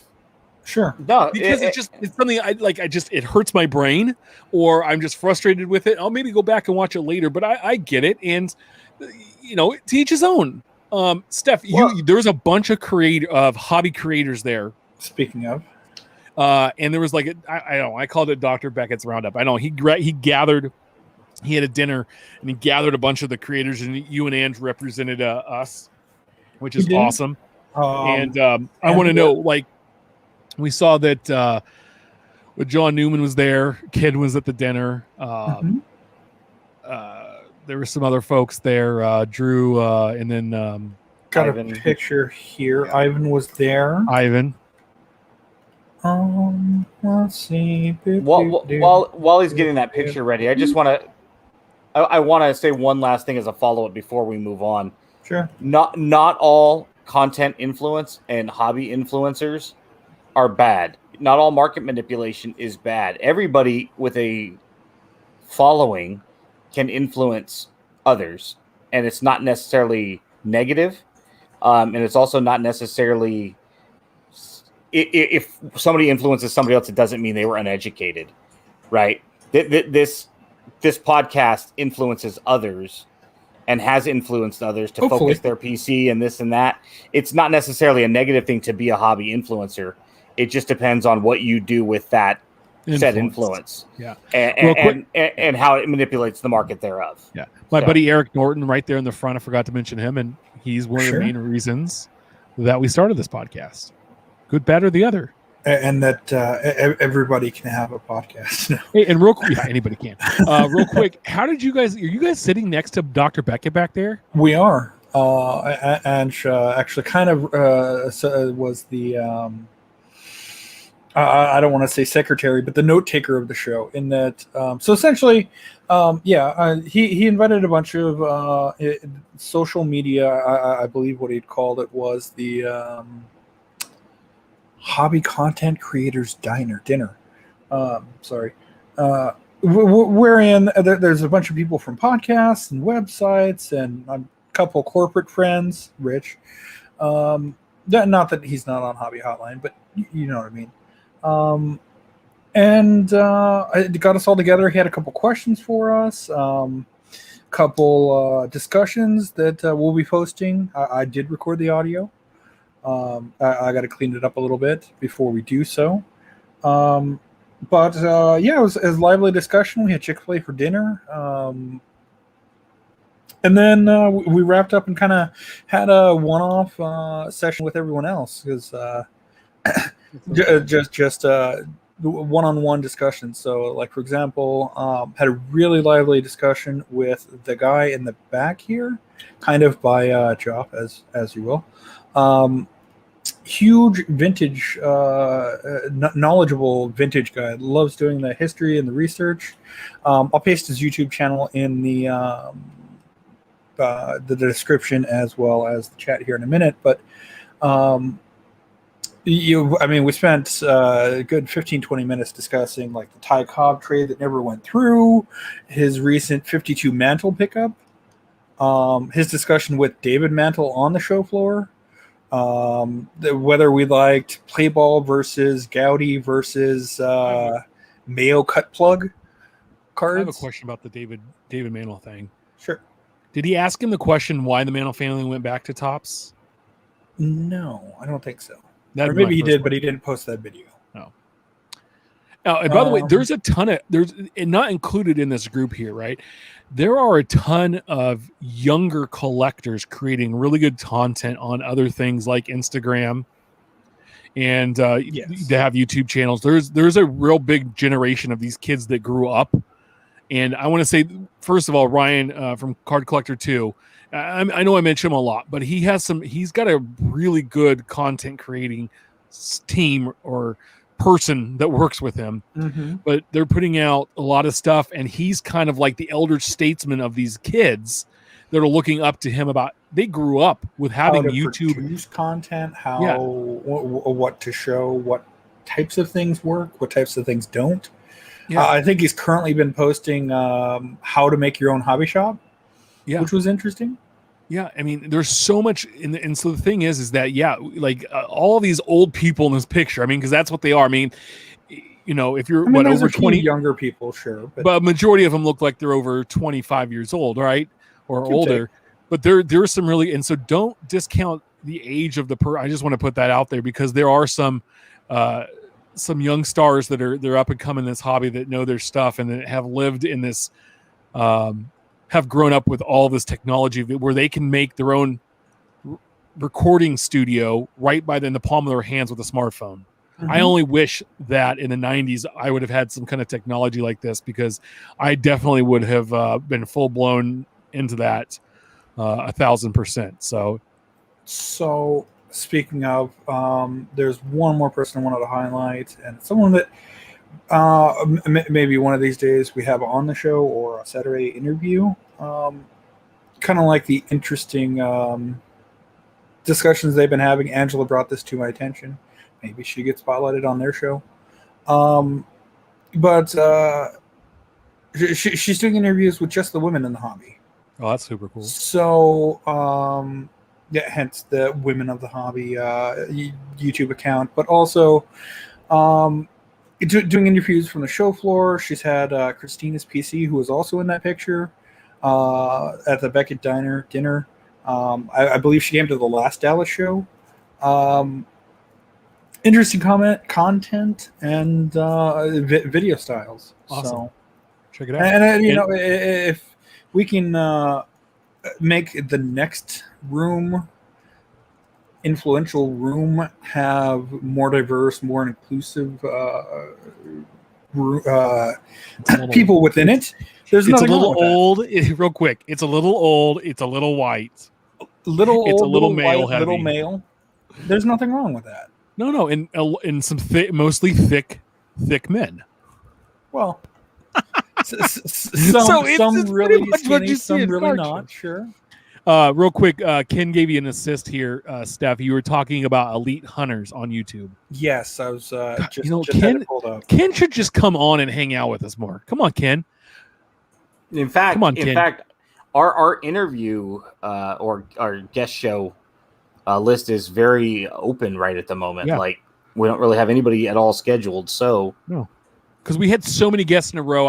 we did. Kind of we Took a had break. guest after guest after guest, which is great. But yeah, I think we need to try to have somebody on once a month or so. But so Ken, let's talk. There's a couple things I want to hit up before we end tonight. But MLB PA is getting paid, son. Dollar bills, y'all. Straight cash, homie, as Steph's hero Randy Moss says.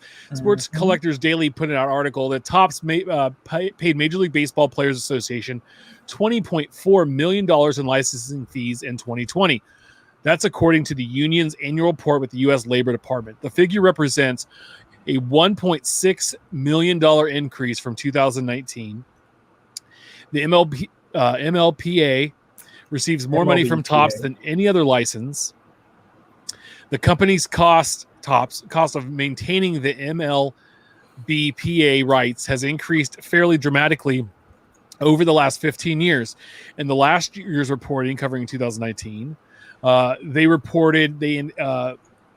indicated they received over $18.7 million from Topps. The year before that, 2018, they were paid $13 million. As recently as 2015, they spent less than $10 million, and 10 years ago, when the MLB and its union were splitting its license among multiple manufacturers, Topps paid just under $5.8 million. And so there is no way they're going to not have exclusives now with these numbers coming through. Mm-hmm. According to the labor in 2005, their cost as an MLBPA license was just over $4 million. And according to the Labor Department report, Panini paid the union over $3.1 million in 2019. So if you put those two together, you're looking at almost $24 million from the two trading card companies. Mm-hmm. And in 2019, Panini paid them about 2.8. So you saw a couple $100,000 added to that. That is some big, big money. Well, and you got to imagine that it would probably be bigger if they were to sublet that. Let me rephrase. If they were to allow more than just Topps the exclusive license, but even still, and that's easily why Panini pays a fraction of what Topps does. Even still, $25 million a year just to the Players Association. Good for them. It also makes you wonder with these figures inflating at the rate in which they are moving forward. I know it's 2024, Steph? Is that when the next? Yeah, it's either 24 or 25. Yeah. Okay, so That's right. They end of 24. But the negotiation usually happens or has been happening a year or 2 3 years in advance. So Right. they go public, which is a great way to put some cash flow in the old wallet. Mm-hmm. It might have something to do with that. I mean, we don't know how cash flow positive Topps is, and a good way to put some instant money is, that's why companies, sell off shares. That's why they go public. It's why they sell, equity in their company, and it happens all the time. I can see Topps doing that if they feel like they're not going to have enough money sitting in their savings account when the time comes. But to I think it's awesome. I mean, it just really shows how we've seen since 2017. This is just really, really taken off. But also, too, you got to think of all those other online products they've started to release as well. So that increases their payout. Well, and I'd be curious to see two things. One, whether it's a straight flat increase from Major League Baseball Players Association and Topps on, hey, this year you're paying this much, next year you're paying a 30% increase, the next year after that you're paying a 30% increase, or if it's not like some of the contracts we see in sports where it's 15-year, you get paid $1 million this year, $2 million next, $3 million the year afterwards. So Prize Suter contracts coming to mind here. So here's something that usually there is an increased kicker in most contracts, year over year to adjust for inflation and other variables. But here's something interesting. Okay, so if the Topps exclusive license runs out in 25 and they renegotiate in 23, and then we see a huge market correction right around that same time after the exclusive has been agreed upon. Let's say it runs until 2030. Mm-hmm. And a market correction happens, and now the MLBPA isn't going to want to go backwards. So when we keep saying, well, when is this going to be opened up and bid on and allow Panini and Upper Deck and, Leaf, whoever else might be in the hobby, 9 years from now. That was kind. But what happens in 2028 when MLBPA is like, hey, we want 35 million, and Topps is like, we can't do that. We might see over the next decade, just because of the hobby crashing and these prices inflating for these new contracts and these exclusives, they might have to open it up, and we might end up getting Panini or Upper Deck, if not both, in there within the next decade. Well, if they're still around. Well, Yeah, yeah, that's wishful. right. I mean, all things being status quo. Sure. It's possible over the next decade we'd see that, just because Topps might not be able to afford it. If and congratulations, Project 70 in 2020 and Project These are- 2021, 2022, 2023. these are what very well might crash it for them. Well, and then my other question: where is the MLBPA putting that money towards? Like, is the Alumni Association helping out the indigent ex-fans, ex-players? Is it going towards advancing community outreach? I mean, what do they do with that $20 million? Well, some of it's going to the players. Others probably going to, I would think, projects or something that they're working on, or to their defense during the upcoming lockout. Sure. Well, yeah, So- I think it's like 50% of it probably goes to the players. It's based on the CBA and whatever it says in that. So some of it's probably going to little league programs and trying youth development leagues, MLB, trying- RBI, or I'm sure it's probably very diverse, and it's not a ton of money when you think about it, how many different hands are getting in that cookie jar. But it's a good chunk of change, and to see it go to 500% over the last decade and a half, that's a huge increase. And again, if something has to correct itself, especially if Topps did an IPO to raise cash in order to buy that exclusive in a couple of years, for instance, and we don't know that. I don't think that's the reason they went public. I think it's because they want to strike when the iron's hot. Yep. And everybody, the thing is, and I want to talk about this, is because we were talking about the market with cards and the market with houses. And if you've read any of the stuff about the market with new cars and used cars and what's going on with that right now, it's crazy. There was a guy I saw interviewed, and he bought 3 years ago a Honda Accord for $21,000 out the door. Right?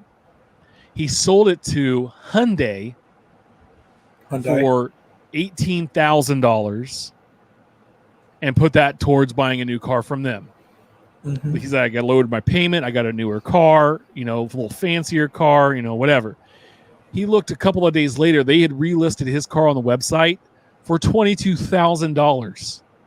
And this is for a 4-year-old car, used car, that someone's going to buy for more than he originally paid for it brand new. And so there are all these things going on right now in different markets across, in the United States right now, which I think no one truly knows where it's going to go or when it might end. And so everybody's trying to hop in and take advantage of it. And I think that's what Topps is doing right now, is saying, hey, like sports trading cards and entertainment cards are really big. And we're the baseball people. Like, we're the biggest one. Like, when you talk about trading cards, people don't say trading cards or sports cards. They say baseball cards, even though they're talking about baseball, football, basketball, hockey, whatever. Even if it's a movie, they say baseball cards. It's a catch-all bucket, like people say, it's like investing. Kleenex. Yeah. Right? Yeah. Or Coke. And so I think they see this as an opportunity and they did this in the 90s when trading cards were super hot. They had an IPO. Yeah. And not the first time, yeah. Yeah, and so this is a time for us to go out and make some money. We can still control everything, but we can have some extra money in the back so we can maybe do and expand other things. So it's just interesting to me. Yanks Chick, our friend Sue's tweeted out, why do y'all want trading cards to fail? And there were a lot of good responses. I know Dub responded back that he doesn't, but a lot of people, the main thing was, hey, we want them to kind of come back down to earth, right? We kind of want to normalize it. We kind of want to go back 4 years ago to 2017. I think that's what people want to see. That have been in this hobby for a while, because I think everything's just out of whack and we're all trying to figure it out. And one is that we don't want to overpay for stuff that we know that we're overpaying for. But to get it now, to assure that we have it for our collection or whatever we're going to do with it, we're paying that so we can have it right now. I mean, by the way, I paid $8 for a Buster Posey card the other day that in past years I wouldn't have spent more than $3 on. But I haven't seen this parallel pop up in a while, and it's like, there it is. Okay, I got to take advantage and go get it right now. And I love it because, I mean, I've been able, like, my eBay store every day is, and I don't have a ton of cards. Like I said, I have about 3,100 up there right now. And I'm averaging about 15 to 20 sales a day. And it is just crazy what people are paying and who they're paying for and what they're buying. And, to me, it's like, hey, if you want to do this now, awesome. I'm sitting on all this stuff. It's allowing me to go get things I want. But I mean, what do you guys think? Do you think that the actual collectors want the hobby to fail or stagnate from where it is right now? There's criticism to be passed around, depending on what avenue you want to take this. Personally, I would like to see things return to a little bit of normality. Paying $140 for a box of Diamond Kings is a little high.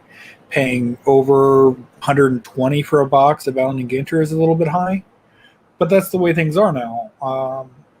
Andrew picked up a box of Diamond Kings, Allen and Ginter from 2014 that we still haven't broken yet. And she knows what she did. That was almost as expensive as stuff that comes out in July. Yeah. I don't think my comment to her was, I think the word fail is very strong, and it can mean a lot of things to a lot of different people. I don't necessarily know that that's the right word that a lot of people are looking to see. And I think a lot of people, Dub included, myself included, had very similar thoughts to where kind of what Steph just said. We want to see the market correct itself. It's never going to go back to the way it was 4 years ago without it being a massive crash. We just want to see a market correctness. We're seeing a lot of external money, temporary money, fringe money that is coming in. It's driving up prices for everybody. And then a lot of this money we know damn well and good is going to be gone in the next 2 to 3 years, if not sooner. They've collectively, when I say they, I'm using that very loose. They've ruined retail for so many people. Retail will never recover and be what it was. And if it does, it'll be a lot of years before we see that. You're seeing guns taken to targets. You're seeing incidents happen. We just played a funny video.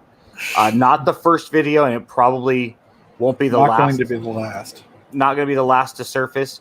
And you're going to start to see all different things with bots and all these different security precautions put in place and returns and chargebacks. And the list goes on. We can make a list a mile long. Yeah, but and also too, there's people that are buying on, and eBay's just screwing people left and right. People buying cards of guys that are hot, and then the value drops, and they're canceling and or returning their orders because, I overpaid for that. Now I don't want it, so you have to take it back. And eBay's just telling them to eat it. And Cardboard Icon says everyone wants to go back, but we forget how 4 years ago people talked about the hobby dying. Yeah, and I'm talking, like when Judge came up. So even if we went back, say 2 years ago to 2019, it was still affordable to go out and buy a pack of 1819 Prism basketball. Mm-hmm. It was still affordable to be able to go and rip a box of that or to pick up a Luka base. I mean, I remember picking up an interesting example, but even during his Rookie of the Year season, you could pick up Luka Prism rookies for $20 to $50 raw all day long. Well, and that's the thing. I think that we don't want the hobby dead, and we definitely don't mind the product that's currently being put out. However, maybe unlike the Vikings field goal kickers, if we could just split the uprights and correct to somewhere where both can be happy, that would be great. Speaking about coming back to Earth, so the hack reporter Darren Ravel actually tweeted out something I thought was quite cool today or the other day. In February, Michael Jordan Fleer rookie PSA 1. They were selling for $3,200. Currently, you can pick up a PSA 6 86-87 Fleer Michael Jordan rookie for $3,200. So Definitely time to go out and buy one if it's on your your Christmas list. Because it's Ravel, someone called him out on his comms. PSA 6 offer accepted, $9,000, $6,000, 52, 69, 7, 4,000. See, but to call people out specifically, and I'm not defending Darren Ravel, but comps are fluid, and the idea being, my wife always gives me a crap whenever I say the other day. She's like, "That happened 4 years ago," and I'm like, "I said the other day." Basically, the other day is anything that happened before right now. Yeah. It could be a decade ago. The other day, Ben Franklin was inventing. Yeah. It's like the other day, right? So the idea being, you used to be able to buy a PSA 1 for this price, and now you can get a 6. Okay, maybe it's going to be 4,200. I'm sorry, but 4,200 and 3,600 are the same relative comp when you get into that window. That's like saying I'm going to go buy a Diamond King relic right now, and for $7, it might literally cost you 10, but $7 and $10 are the same damn comp when you really get down to the meat. It's a range. 3,600, 4,200. So when you're like, oh, it's really $4,000. Okay, 3,600 is close enough to where that comp is valid, and you're missing the point. His point is a PSA 1 and a PSA 6, if they're graded properly, are nowhere near one another as far as condition. Oh, yeah. There is a significant gap. And he's saying 6 months ago, you went from a 1, now you can go to a 6 for the same relative cost within a similar window in a short window of time. That is friggin' huge. Yeah. And this is a top 5 bucket list card. You know what had me thinking today when I saw that? Because I very rarely look at the price of that card, right? Because it's been so astronomical lately. I go, that isn't within the realm of possibility of adding to the PC. I thought about it. I'm like, wait a minute. Like, could I? Because I've got national money set aside, and I'm not going to the national for Slab Fest. If I could take that national money and buy a graded 6 Jordan, yeah, that's like, I mean, I have Series 1, Series 2 tops coming out, and so I have some money spent there. But sales have been good, and it has me thinking. Anyway, so there's this guy waiting, Craig E. Bear tweeted out, I've been waiting almost 2 years for my Topps Wander Franco 1 of 1 to be redeemed when all other variations were filled on August 23rd, 2019, which you could find on Topps website. Topps says they're waiting for it, even though it seems all others got back 2 years ago. Please get me my card, Topps.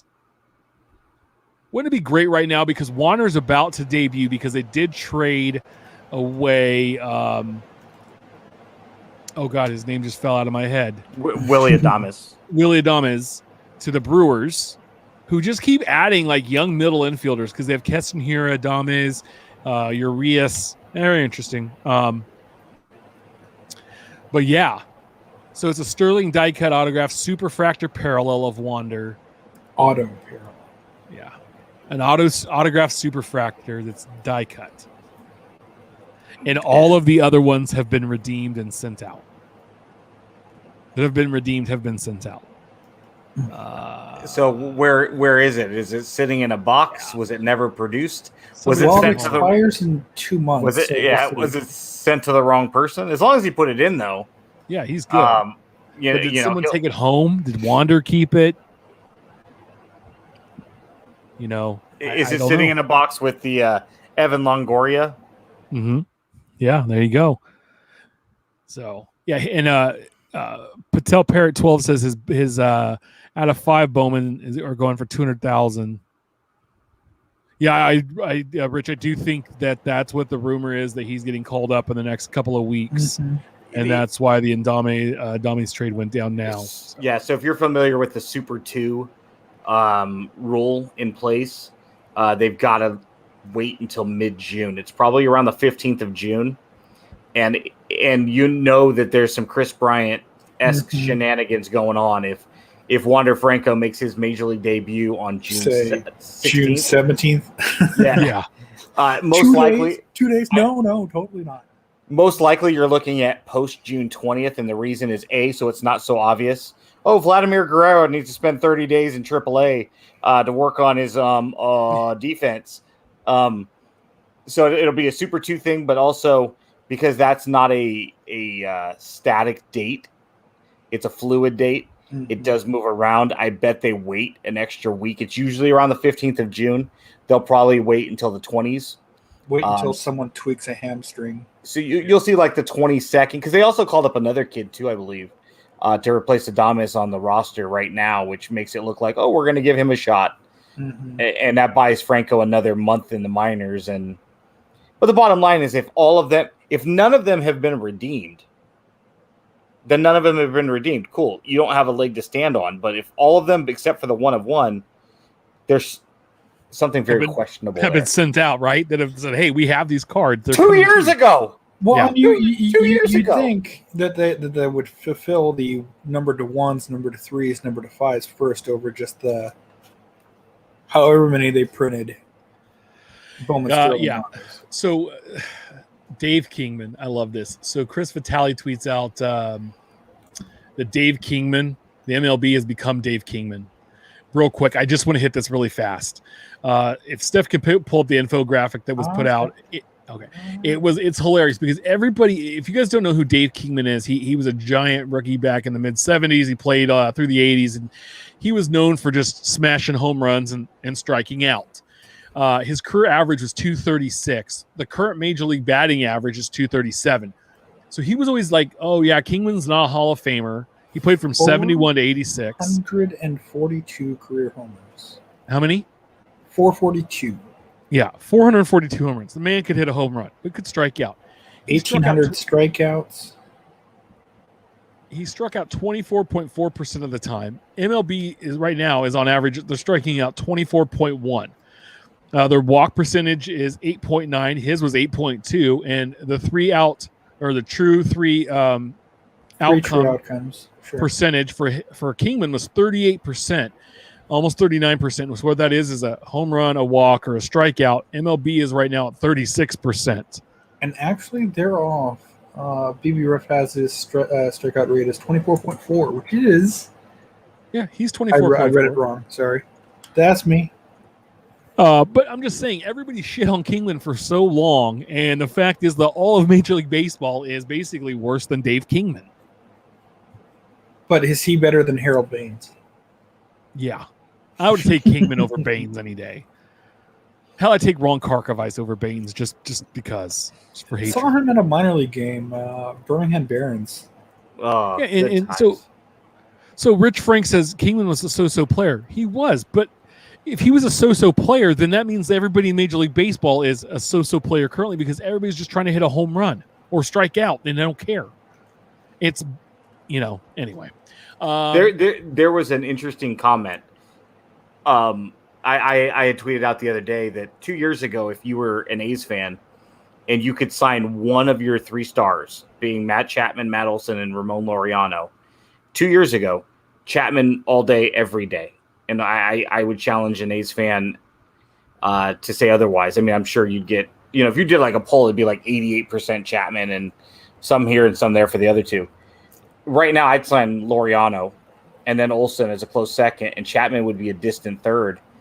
And somebody I follow who's an A's fan had proposed two trades. And one was with the Orioles, Chapman for John Means and Trey Mancini. And the other one was to the Twins for Berrios, Donaldson.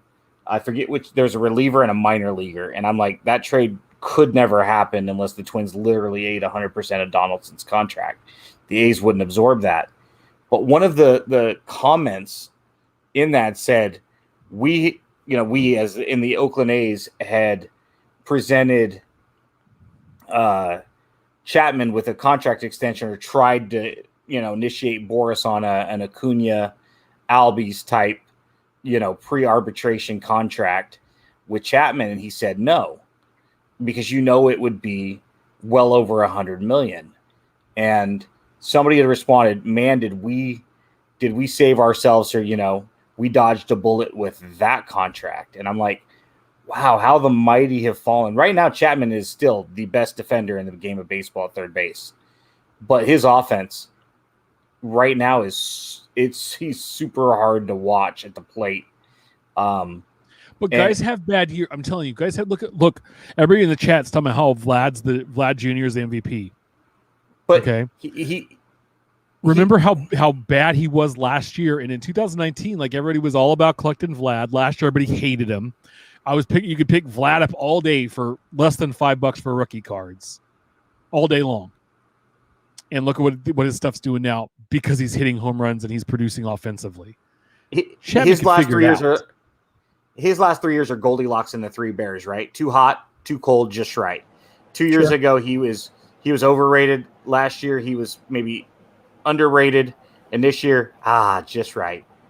But Chapman's 27 now, and he could. But I mean, are you throwing $150 million at him right now? It's been 2 years. He has that hip injury. Could he figure it out? Potentially, but he really is a good example of what baseball is. Like right now, it's hard to watch the A's because either they hit home runs and they win, or they don't hit home runs and they're going to lose 4-2. And I know they're not the only team that is in that. No. And it's just literally. I mean, we mentioned this 15 a week ago. It was 15 teams had won a game after striking out 15 or more times. It's like, sweet Lord. The game of baseball right now is not boring because it's taking too long, 3.5 hours. It's boring because there's no action. Yeah. And even the guys that are hitters that can put the ball in they're having the crazy shifts, and it's limiting some of that. And so it's just, it's just frustrating. Our question of the week tonight is we're gonna do one of these this week, and we'll do one next week because we're running a little long. So who is the most undervalued major leaguer in the hobby right now? Now you get one pick, and then we'll have a discussion. So you can have one guy, but then we can have an overall discussion. And next week we're going to talk about the most overvalued MLBer in the hobby. And if you want to share your thoughts on that with us, we'll take those as well. But Steph, who is your most undervalued MLBer in the hobby? And so they might be an awesome player, but they just don't get any hobby love. Like people aren't buying their cards, or they don't go for crazy amounts compared to guys who aren't half the player they are. Will go for any hitter in Colorado. I never bought the Coors effect in the hobby. Why people take away from it, especially when some of the players like Larry Walker or Galarraga or any of the 90s, 2000s guys that hit I'm talking like today on the road as well. So I mean, Tulo did well there. Got no hobby love whatsoever. So Trevor Story, sure. Who's their other guy? Brendan Rodgers, Hampson, sure. Wait, Garrett Rodgers is getting love because he has never played. Well, there's that. He's legit. Look, I almost have as many at bats as he does in Major League Baseball. I'm being serious. He's been hurt. Sure. And I don't think he's one of those prospecting guys everybody was all in on. Him and Dansby's been a decent MLBer. Sure. But everybody loved him, and then he came up and speaking real quick, I want to make a correction. Last week we said that Dave Stewart was recently arrested. It was from 1985. I didn't read the article or the date, so I do apologize for that. So Ben, who is your one underrated player? Okay, I've been really good about listening to one. I got to lump a couple guys together because I think it's indicative of the culture of the hobby. You look at guys like Freddie Freeman, Anthony Rizzo, Nolan Arenado, Paul Goldschmidt. These guys are either Hall of Famers or potential Hall of Famers. At the very least, they are multi-time All-Stars. And the hobby, they're all about the same age, roughly. They all came up around the same time. Guys that have had great careers before them, guys like JD Martinez, or some of the pitchers like Scherzer and Verlander and Kershaw. It's like we forget about them. Well, they're not shiny. And guess what? 3 years from now, if the hobby stays on the same trajectory, which it won't, but let's assume it does, Guerrero and Acuna, they're going to fall in that same group too of guys that we're going to see, hey, they're Hall of Fame, but guess what? Now we're on to the next group of young players that fascinate us. I mean, Manny Machado, I can't stand the guy, but the guy's had a great career so far. And, is Tatis going to follow in his footsteps, a couple of years from now? And we look at this and it's like the hobby forgets. Granted, with that group of guys I mentioned, this new age, new guard mentality, those guys came before that group came into the hobby. If we talk about 2017 and Aaron Judge, but look at Aaron Judge now. He's still, when healthy, one of the best players in the American League, one of the best power hitters in the game, and was a hobby darling who really ushered in. I mean, he's the face of this modern day junk wax era, and people aren't lining up out the door to grab his stuff, and it's cyclical. And unfortunately, we're going to have a group of guys, Pujols, Ichiro, who came before him, Hall of Famers that just get forgotten about. Yeah, my guy, Arenado, Freeman, Goldschmidt are there, and you forgot one other first baseman in the National League, Joey Votto. Votto, yeah. I said Rizzo, so yeah. Rizzo. I mean, Votto's right there too. Sure. Yeah. I mean, and also, I truly believe that everybody loved Chris Bryant, right? He's another guy that has had some up and down years recently, but I think overall is a very good player and has shown it. And he has the draft pedigree. He has the all-star pedigree. He's put up the numbers before. And I don't think that situation in Chicago is quite healthy from what it sounds like when you have like the GM or whoever, whatever Jed Hoyer's position is with him now, upset that the team's not all vaccinated, whatever. There are a lot of things that are going on there behind the scenes. So, I mean, outside of the team itself. Yeah. You mean, so front office, whatnots. Yeah, I just think there's some stuff, right, going on there that maybe not the best. And so, if he goes to somewhere else, I think he takes off again, right? There's just, look at these guys. I mean, I think even Bryce Harper, at some of his stuff too, people aren't looking at him. I think that the hatred of him going to Philly and whatever that entails, but again, how much did we all love him, right? As a hobby, Sure. All these guys, and it's Ben's right. It's so funny. 3 or 4 years later, it's like, who cares? We're on to the next guy. And it's always about the newest, shiniest thing, even though the guys before them might be way better and way longer. And that's, again, I don't know. It frustrates me when we just trash the guy so quick and just be like, oh yeah, he's whatever. Nobody collects him anymore. And it's like, he's really good. What are you talking about? And collectors love home runs, right?